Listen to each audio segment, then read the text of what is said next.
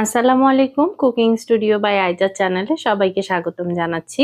রূপচাঁদা মাছ কিন্তু কম বেশি সবাই খেতে পছন্দ করেন। বেশিরভাগ সময় এই মাছ ফ্রাই করেই খাওয়া হয়। আজকে আমি রূপচাঁদা মাছের ঝাল ঝাল ভুনার একটি রেসিপি আপনাদের সাথে শেয়ার করব। আর এই ভুনাটা খেতে অনেক বেশি মজার হয়। আর আমার রেসিপিটা যদি আপনাদের কাছে ভালো লাগে, আমার চ্যানেলটা সাবস্ক্রাইব করার অনুরোধ রইল। চলুন চলে যাই মেন রেসিপিতে। মাছের উপরিভাগের দুপাশেই এভাবে একটা ছুরির সাহায্যে কেটে নিয়েছি। মাছের সামনের অংশ আর মাছের চারপাশে যে কাঁটাগুলো থাকে সেগুলো কেটে মাছগুলো ভালোভাবে পরিষ্কার করে নিয়েছি।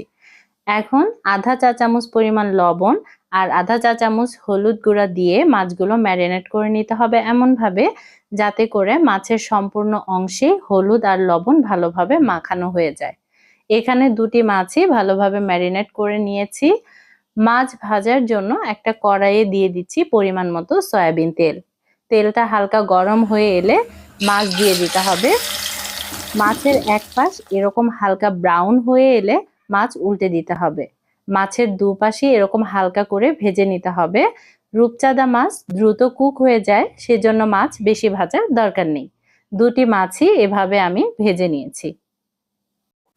যে তেলে মাছটা ভেজেছিলাম সে তেলেই 1 কাপ পরিমাণ পেঁয়াজ কুচি দিয়ে দিচ্ছি। এখানে পেঁয়াজ কুচিটা আপনারা একটু বাড়িয়েও দিতে পারেন। পেঁয়াজটা হালকা ব্রাউন করে ভেজে নিতে হবে। দিয়ে দিচ্ছি সামান্য পরিমাণ পানি। এখন আমি গুঁড়া মশলা ব্যবহার করব, সেজন্য এখানে পানিটা ব্যবহার করছি। অ্যাড করছি পরিমাণ মতো লবণ, হাফ চা চামচ পরিমাণ হলুদের গুঁড়া, হাফ চা চামচ পরিমাণ ধনিয়ার গুঁড়া, হাফ চা চামচ পরিমাণ জিরার গুঁড়া, সবশেষে দিয়ে দিচ্ছি 1.5 চা চামচ মরিচের গুঁড়া। ঝালটা আপনারা অবশ্যই আপনাদের পছন্দ অনুযায়ী বাড়িয়ে বা কমিয়ে দিবেন। এখন মশলাটা ভালোভাবে কষিয়ে নিতে হবে। মশলার উপরে যখন এরকম তেল ভেসে উঠবে দিয়ে দিতে হবে 1 কাপ পরিমাণ পাকা টমেটো। আপনারা যদি এই ভুনাতে টমেটো ব্যবহার করতে না চান তাহলে না দিলেও চলবে। টমেটোটা মশলার সাথে ভালোভাবে কষিয়ে নিতে হবে। টমেটো কষাতে কষাতে যখন হালকা নরম হয়ে যাবে তখন ভেজে রাখা মাছ দিয়ে দিতে হবে। এখন মাছগুলোর এক পাশ আধা মিনিটের মতো এভাবেই রেখে দিতে হবে। এখন খুব হালকাভাবে এটা উল্টে দিতে হবে, কারণ রূপচাঁদা মাছ কিন্তু খুব নরম হয়। এ পর্যায়ে অ্যাড করছি 1 কাপ পরিমাণ পানি। যেহেতু রূপচাঁদা মাছ দ্রুত কুক হয়ে যায়, এ ভুনাতে 1 কাপ পানি যথেষ্ট। এখন একটা ঢাকনা দিয়ে ঢেকে দিচ্ছি। এ পর্যায়ে চুলার আঁচটা রেখেছিলাম মিডিয়াম টু লোতে। ঢাকনা তুলে মাছগুলোকে আবারও হালকাভাবে উল্টে দিতে হবে।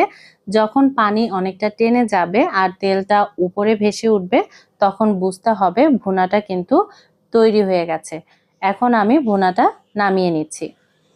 পরিবেশন করে নিচ্ছি মজাদার ঝাল ঝাল রূপচাঁদা মাছের ভুনা।